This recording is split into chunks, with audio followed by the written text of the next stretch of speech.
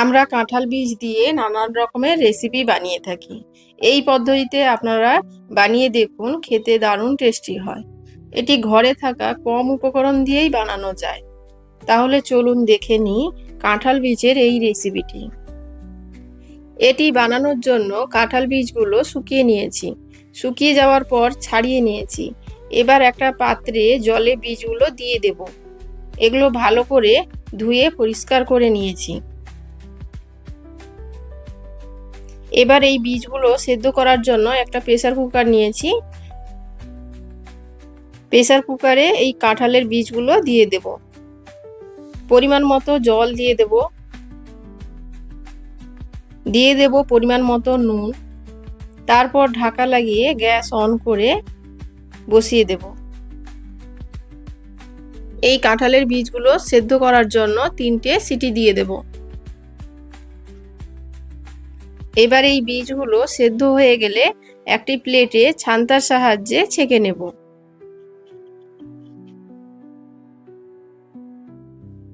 তারপর এক একটি করে কাঁঠালের বীজগুলো হাতের সাহায্যে ছাড়িয়ে নেব। এগুলো গরম অবস্থায় ছাড়াতে হবে, না হলে খোসাগুলো ছাড়ানো যাবে না, শক্ত হয়ে যাবে। এবার ওই ছাড়ানো বীজগুলো মিক্সারে ঢেলে নেব। ঢাকা দিয়ে পেস্ট করে নেব। পেস্টটি হয়ে গেলে প্লেটে ঢেলে নেব।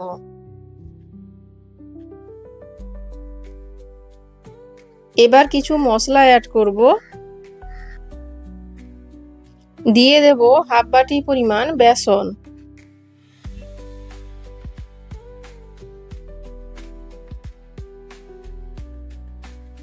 দিয়ে দেব একটা বড় সাইজের পেঁয়াজের কুচি। 1 চামচ পরিমাণ লঙ্কার গুঁড়ো। সামান্য পরিমাণ নুন। অল্প পরিমাণ জিরের গুঁড়ো ও ধনিয়া গুঁড়ো।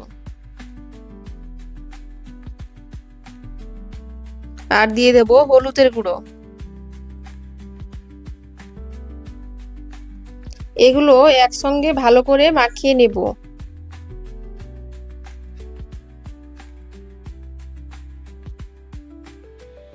আপনাদের ভিডিওটির কোনো অংশ যদি ভালো লাগে তাহলে প্লিজ সাবস্ক্রাইব করে পাশে থাকার অনুরোধ রইল।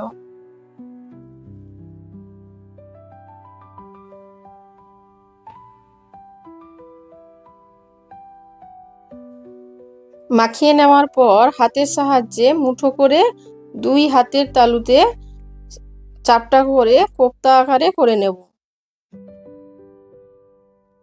এবার কোপ্তাগুলো রেডি হয়ে গেলে একটা কড়াইতে সামান্য পরিমাণ তেল দিয়ে এই কোপ্তাগুলো দিয়ে দেব। এক এক করে সমস্ত কোপ্তাগুলো হালকা করে ভেজে নেব। ভেজে নিয়ে একটা প্লেটে তুলে নেব।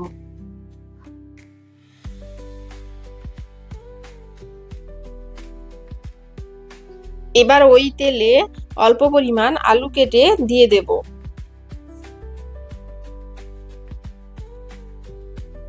এবার ঢাকা দিয়ে আলুগুলো হালকা করে ভেজে নেব। আলুগুলো ভাজা হয়ে গেলে ছান্তার সাহায্যে একটা প্লেটে তুলে নেব।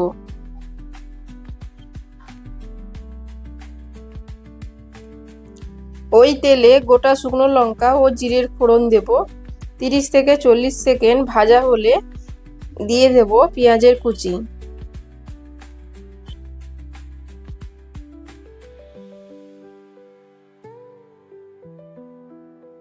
পেঁয়াজটি হালকা ভাজা হয়ে গেলে দিয়ে দেব আদা, রসুন, টমেটো ও কাঁচা লঙ্কার পেস্ট। এবার মশলাগুলোকে ভালো করে কষিয়ে নিতে হবে। দিয়ে দেব 2টো তেজপাতা ও অল্প পরিমাণ টমেটোর কুচি। মশলাটি হালকা ভাজা হয়ে গেলে দিয়ে দেব কিছু গুঁড়ো মশলা, লঙ্কার গুঁড়ো, হলুদের গুঁড়ো, ধনিয়া গুঁড়ো আর দিয়ে দেব পরিমাণ মতো নুন। মশলা থেকে তেল ছাড়া পর্যন্ত মশলাটিকে কষিয়ে নিতে হবে। মশলাটি কষানো হয়ে গেলে দিয়ে দেব ভেজে রাখা আলু।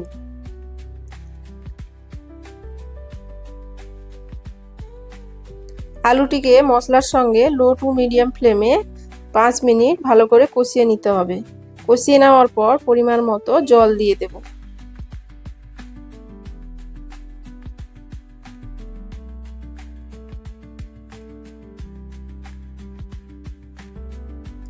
এবার ঢাকা দিয়ে 5 মিনিট সেদ্ধ করে নেব। আলুটি সেদ্ধ হয়ে যাওয়ার পর 5 মিনিট পর ভেজে রাখা কোপ্তাগুলো দিয়ে দেব।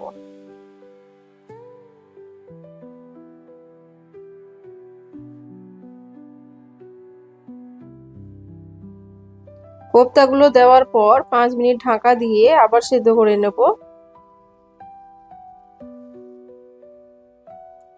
এবার ফুটে যাওয়ার পর 5 মিনিট ঢাকা দিয়ে রেস্টে রেখে দেব। এবার রেডি হয়ে গেছে কাঁঠাল বীজের কোপ্তা কারি।